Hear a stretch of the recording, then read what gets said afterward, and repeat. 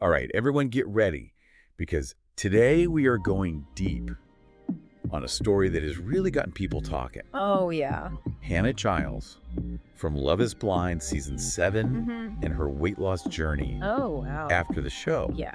So we've got tons of articles and interviews. Great. And you know what that means? What's that? Time to unpack all this stuff what? and see what we can learn. I'm excited.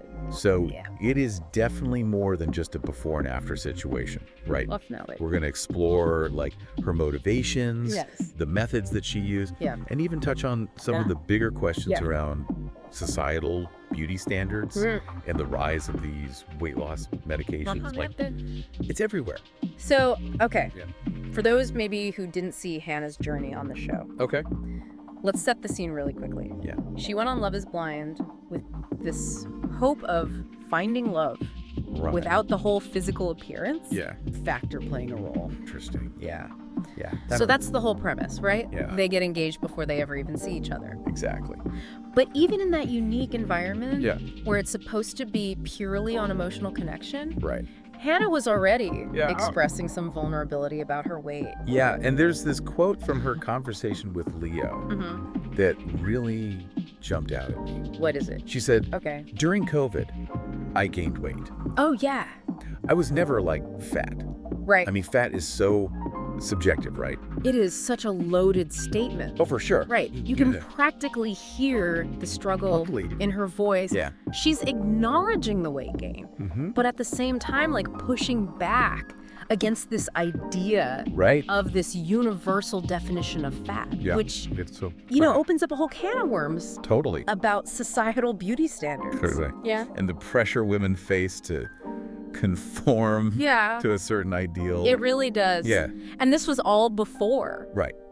the dramatic transformation Yeah. we're going to get into. Yeah. So after the Love is Blind camera stopped rolling, Okay. Hannah started sharing her weight loss journey on social media. Okay. Yeah. And the numbers are pretty wild. What are we talking? We are talking a total of 75 pounds lost Wow. since filming. 70. She actually lost 45 pounds Okay. before the show even started Oh, wow. to try to get in shape. Got it. And then another 30 pounds after, 75 pounds. Yeah. That is some serious dedication. Yeah. But you can imagine with that kind of change Right. comes a whole new wave of attention. Oh, for sure. And not all of it is positive. Yeah, not all of it. Right. The online comments, which initially were filled with some pretty Yeah. harsh Yeah. body shaming remarks, suddenly shifted to Speculation about how she achieved those results. interesting. Yeah. So people started questioning whether she used Ozempic, Right. especially after she posted a transformation video Oh, yeah. on TikTok. Makes sense. That kind of went viral. Uh-huh. Yeah, I remember that. I do too. Became a bit of a meme. Oh, yeah. I think someone even compared her to a Cabbage Patch linebacker, Oh, gosh. which I'll admit I chuckled at. It is funny. But it's interesting, though, It is. how quickly online discourse jumps to conclusions Right. without having all the facts. Mm-hmm. Right. So before we get into the whole Ozempic discussion, which we will Yes. unpack, For sure. let's hear it straight from Hannah. Good. What were her motivations Yeah. and what did she actually do? Yeah, let's get to the heart of it. What did Hannah say Yeah. about why she decided to embark on this journey? Well, in her own words, she said it was a lot about feeling better about myself Okay. and a little bit of revenge. Who revenge? And that revenge aspect is fascinating, right? It is. Like, who is she getting revenge on exactly? Oh, right. Is it past bullies? Yeah. Societal expectations in general? Yeah. Or maybe even a part of herself? Yeah. And is revenge really a healthy, driving force for change? It makes you wonder. It really does. Yeah. But it's important to remember that her journey's way more complex Yeah. than just a simple before and after story. Sure. She's been very open Okay. about her lifelong struggles with weight and her tendency to binge eat. Okay. Plus, she's admitted that she really doesn't enjoy working out. I mean, that's super relatable. It is. Like, not all of us are hitting gym every day. Definitely not. So, And like many people, yeah. she mentioned that she gained a significant amount of weight during the pandemic, Oh, yeah. reaching 220 pounds at her heaviest. Okay. So that's where things started. Got it. And then she lost the 45 pounds before going on Love is Blind. Yeah. So what did that initial phase of weight loss look like? Well, from what she shared, Yeah. it seems like a combination of traditional methods Okay. watching her diet, Yeah. trying to exercise, Mm-hmm. even though she mentioned that she's not a huge fan of running. Makes sense. But this is also when she decided to have liposuction done. Whoa, liposuction before even stepping into the pods. Yeah. That definitely adds a whole other layer to the conversation, right? It does. It goes beyond just diet and exercise. Yeah. We're talking about actively altering her body Yeah. through a surgical procedure. Uh-huh. It makes you wonder, was this about feeling better? Right. Or was it about meeting those external pressures Totally. to conform to a certain standard of beauty? It's hard to separate those two. It is, like Okay. the internal desire to feel good Yeah, and those external pressures from society. totally. Yeah. But before we spiral down that rabbit hole too far, let's get back to the timeline. Okay. So she had liposuction, Right. lost 45 pounds, Yep. and then went on Love is Blind. Got it. And then what? Yeah. And then what? Well, this is where things get even more interesting. Okay. After filming Wrapped, Yeah. she dropped another 30 pounds. Okay. But she hates working out. She does. So how did she do it? Right. That's what I'm curious about. I am too. She's not exactly a gym rat, From what she said. from what she said. Yeah. She'll do Pilates every now and then, Right. but nothing super intense. So it wasn't hardcore workouts. What was the secret? Right. Till the T. So there's this funny little detail she mentioned. Okay. She has severe OCD, Oh, wow. so she cleans a lot, Okay. which she jokingly considers her exercise. Oh my God. Cleaning as Yeah. exercise. I Huh. wish I could tell that to my trainer. Me too. But in all seriousness, it sounds like the biggest change Yeah. has been in her mindset and her approach to food. That's a great point. Right. It's not just about the physical actions, right? It's Yeah. about the mental shift as well. Totally. So what's she doing differently now in terms of her diet? One of the things that really stood out to me was her emphasis on portion control. Okay. It's not that she's cut out any specific foods entirely, Right. but she's much more conscious Okay. of how much she's eating. Yeah. It's about finding that balance. So it's not about deprivation. Right. It's about moderation. Yeah. That's actually a much healthier, more sustainable approach. I think so. Right. Absolutely. Yeah. She even said, if I want French fries for dinner, Uh-huh. then I'll have French fries for dinner. Okay. I just balance it out. I love that. It's not about beating yourself up Right. or denying yourself the Yeah. things that you enjoy. Mm-hmm. It's about making conscious choices Right. and finding what works for you. That's such a refreshing perspective. Yeah. It seems like she's finally found a way to have a healthy relationship with food Yeah. where she can enjoy those indulgences without feeling guilty or deprived. Totally. But we can't talk about weight loss in 2024 No. without addressing the elephant in the room, No. Ozempic. Right. Right. It's the medication everyone is buzzing about these days. It is. Did Hannah jump on the bandwagon? Right. What does she have to say about it? Well, she was actually very upfront about it. Okay. She admitted to trying the generic version of Ozempic Okay. for a couple of weeks. Oh, so she did try it. Yeah, she did. And what happened? And it turns out she had a really rough experience with it. Oh, no. Yeah, she said it made her extremely nauseous Yeah. and she just couldn't deal with the side effects. Wow. She even went so far as to say, I'd rather be heavier than do this. Wow. That's a powerful statement. Yeah, It really highlights how debilitating those side effects can be. right. And it also throws a wrench It does. into all those online assumptions, doesn't it? Exactly. Just because someone loses weight doesn't automatically mean they were popping Ozempic. Right.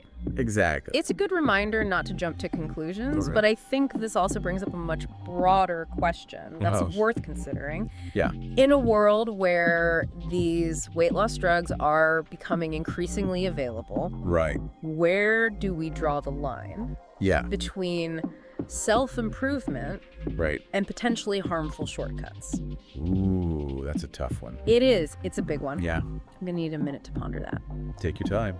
It's a complex issue with no easy answers. Yeah. But while you're thinking about that, Okay. let's get back to Hannah's story. Okay. She tried Ozempic, Yeah. didn't like it, Right. and ultimately achieved her weight loss Yeah. through a mix of lifestyle changes and, of course, those cosmetic procedures. Of course. So, what's her relationship with the scale scale like these days? Yeah. Is she still fixated on the number? You know, that's where it gets really interesting. Okay. She talked about having this complicated relationship with weighing herself. Uh-huh. It's almost like a love-hate thing, you know? Oh, yeah. She recognizes that it can be a helpful tool for tracking progress, but she also doesn't want to let it dictate her mood or her self-worth. That's so important. Right. Yeah. It's easy to get caught up in the number on the scale, Totally. but it doesn't tell the whole story. Right. So how does she manage that balance? Yeah, what does she do? She limits herself to weighing in only once every 2 weeks. Okay. That way she stays accountable. Yeah. But she's not letting the scale become an obsession. I love that. It's about finding what works for you Right. and not getting sucked into the pressure of daily weigh-ins, Totally. which can be so mentally draining. Yeah. It sounds like she's found a sustainable approach Yeah. that really prioritizes both her physical and mental well-being. And that's what matters most at the end of the day, right? It is. It's about the whole package. Yeah.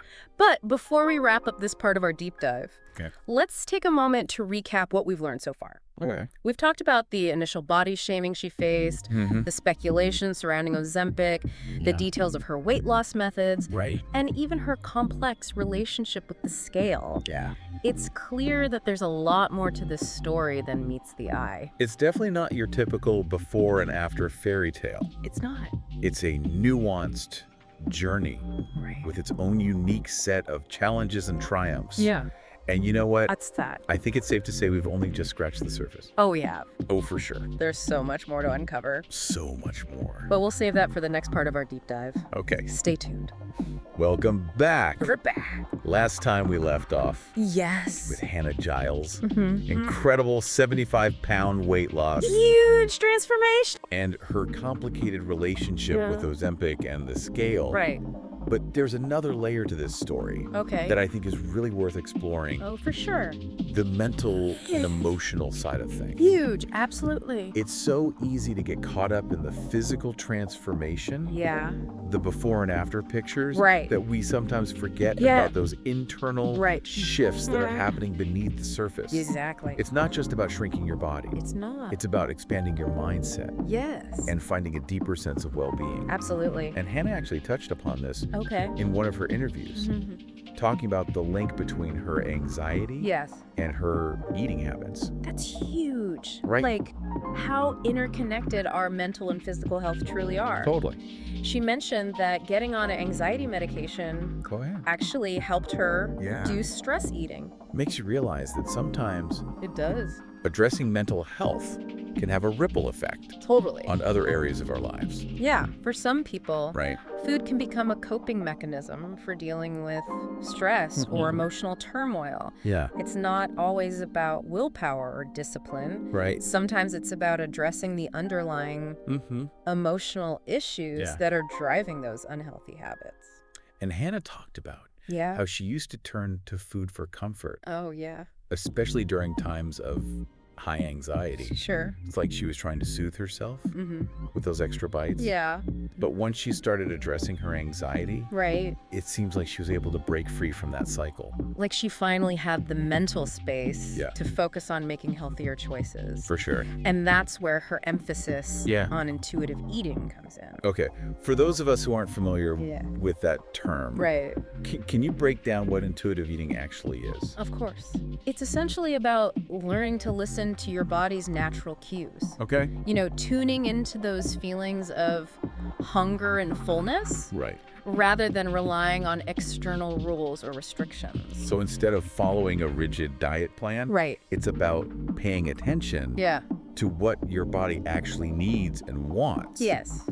It sounds almost revolutionary It is. in a world obsessed with. It is a bit of a paradigm shift. Yeah. It's about ditching the diet mentality, Mm-hmm. that all or nothing thinking Yeah. that often leads to yo-yo dieting and feelings of guilt or Right. deprivation. Instead, it's about cultivating a more mindful Right. and balanced approach to eating. I love that. Yeah. It's about finding that sweet spot Mm-hmm. where you can enjoy Yes. the delicious food Yeah. you love Yeah. without feeling restricted Right? or guilty. Exactly. And Hannah's quote about having French fries for dinner if she wants them Yeah. really embodies that philosophy. It does. does. It's not about denying yourself the things you enjoy. Right. It's about being mindful Yeah, and making conscious choices. totally. And I think that speaks volumes It does. about her overall transformation. Yeah. It's not just about the physical changes. Right. It's about cultivating Yeah, a healthier relationship with food and her body. it really is. And I think that's an important message Yes, for anyone struggling with their weight or body image. it is. It's not about punishing yourself Right. or striving for some unattainable ideal. Right. It's about finding what works for you, Yeah. both physically and mentally, Mm-hmm. and creating a lifestyle that feels sustainable and joyful. Absolutely. Preach. It's about progress, not perfection. Totally. But let's shift gears a Okay. moment and circle back to the whole Ozempic debate. Okay. You mentioned earlier Yeah. how the increasing availability of these weight loss drugs is raising some ethical questions. Yeah. Can you elaborate on that a bit? You know, a lot of people are talking about Ozempic, For sure. but it's not just some magic weight loss pill. Right. It actually works by mimicking a hormone Mm-hmm. that regulates your blood sugar Okay. and appetite. Got it. It's primarily intended for people with type 2 diabetes, Okay. but is increasingly being used off-label Right. for weight loss. Right. And that's where things get a bit tricky. So what are some of the ethical concerns Yeah. surrounding this off-label use? Well, for starters, Yeah. there's the issue of accessibility Okay. and affordability. Okay. These medications can be incredibly expensive, Yeah. which means they're often out of reach Yeah. for people who might benefit from them the most. Right. It's a whole new level of disparity. It does. Right. It's almost like we're creating a two-tiered system Yeah. where weight loss becomes a privilege Right. reserved for those who can afford it. And then there's the questions of whether it's appropriate Yeah. to medicalize weight loss in the first place. That's a big one. Right. Some people argue that using medication Yeah. to achieve weight loss sends the wrong message. Yeah. That there's something inherently wrong Yeah. with being overweight or obese. Almost like we're perpetuating the stigma It is. instead of addressing the underlying societal factors Right. that contribute to weight gain Exactly. in the first place. Yes.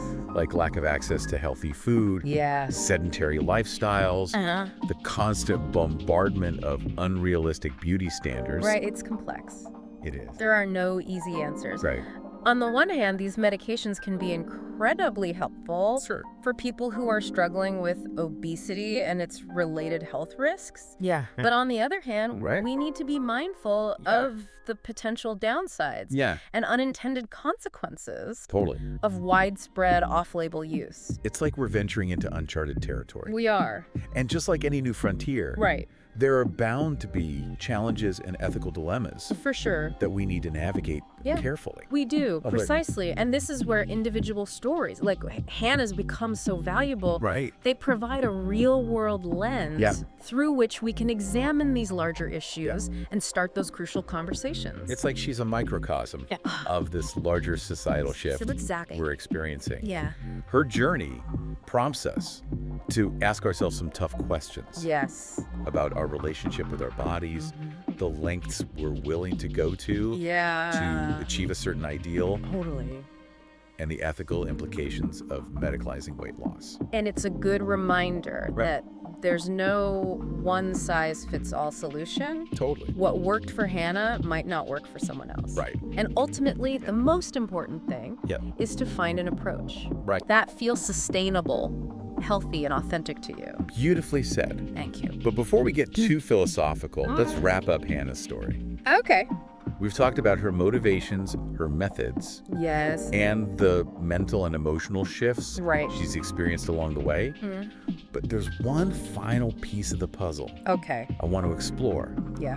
The role of liposuction in her transformation. Yes, the liposuction. Right. We touched upon it earlier. Yeah. But it's definitely worth revisiting. It is. It's a decision that sparked a lot of debate Right. and raised questions about Yeah. the increasing pressure to conform to a certain standard of beauty, Right.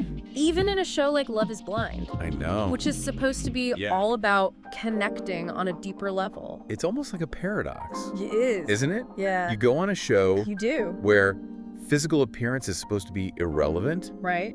and yet you still feel this pressure to alter your body. It speaks volumes Ugly. about how deeply ingrained these societal beauty standards are. It does. It makes you wonder, Yeah.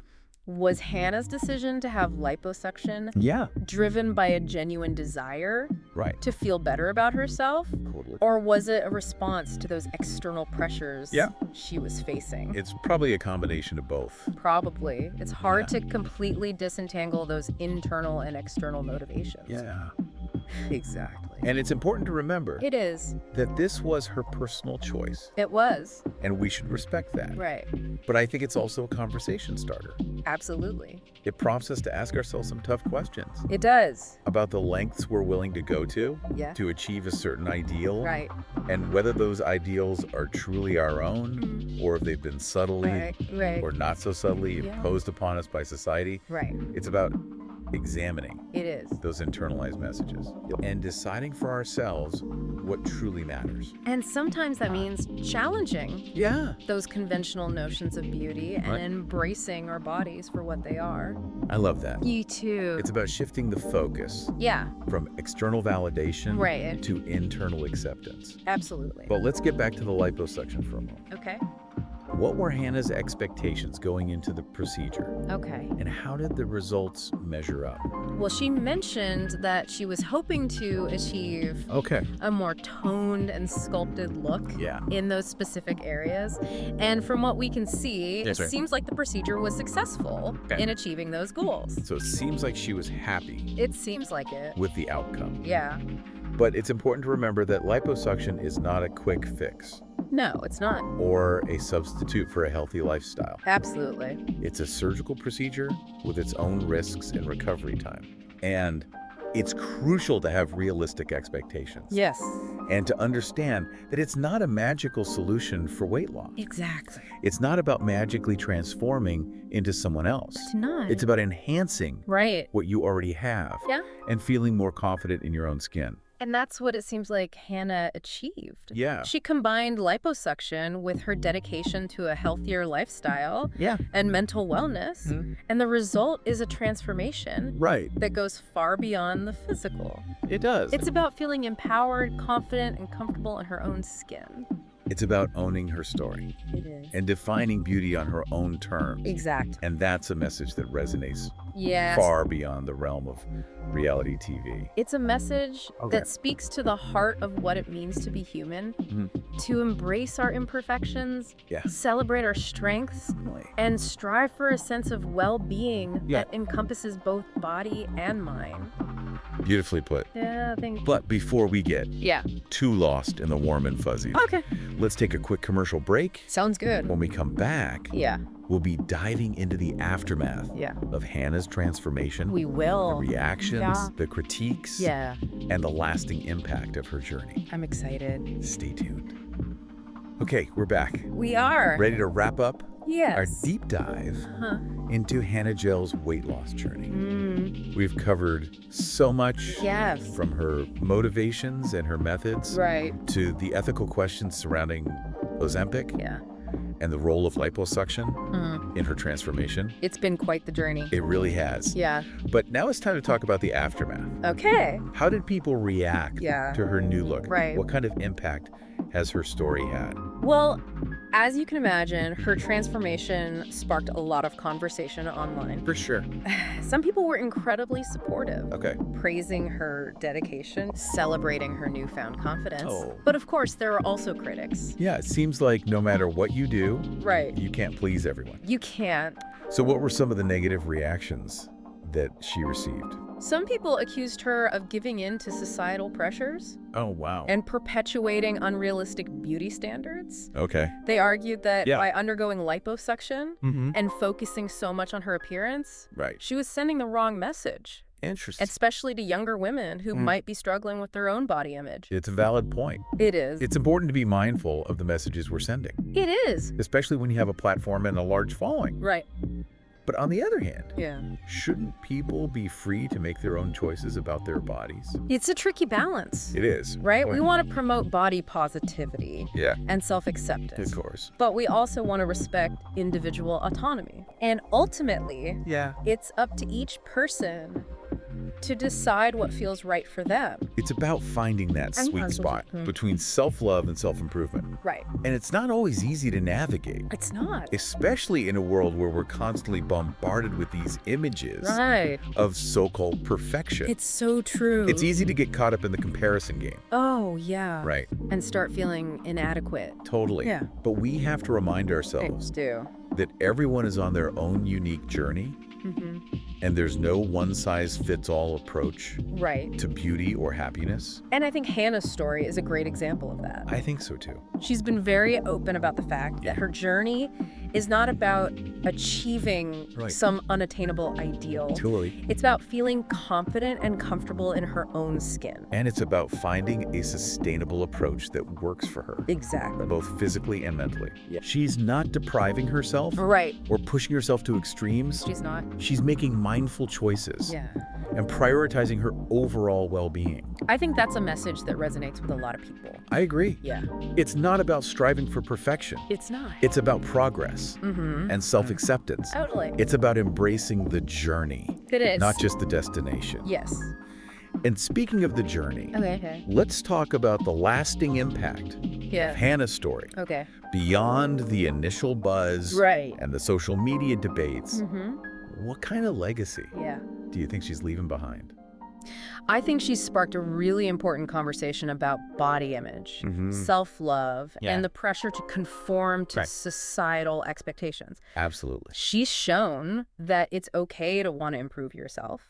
But it's also okay to do it on your own terms, for your own reasons. To challenge the notion that there's only one way to be beautiful or healthy. Totally. And she's encouraged people to embrace their individuality. And find what works for them. And I think that's a powerful message. It is. Especially in today's world where we're constantly bombarded with images of airbrushed perfection. Totally. It's a reminder that real beauty comes in all shapes and sizes. For sure. And that true happiness comes from within. Beautifully said. Aw, thanks. So as we wrap up this deep dive into Hannah Jiles' weight loss transformation, what's the final thought you want to leave our listeners with? I think the biggest takeaway from Hannah's story is this. It's your journey. Own it. Don't let societal pressures dictate your choices or define your worth. Totally. Embrace your individuality. Find what makes you feel confident and healthy, and celebrate every step along the way. I love that. It's a reminder that true transformation is about more. Just the physical changes. It's about finding that sense of inner peace and self-acceptance that radiates from within. Exactly. And on that note, we'll wrap up this episode of The Deep Dive. Sad to see it go. Thanks for joining us on this fascinating exploration of Hannah Jiles' weight loss journey. We hope you've gained some valuable insights. Hopefully. And maybe even a little inspiration along the way. Maybe. Until next time. Yeah. Keep those minds curious. Keep them curious. And those hearts open.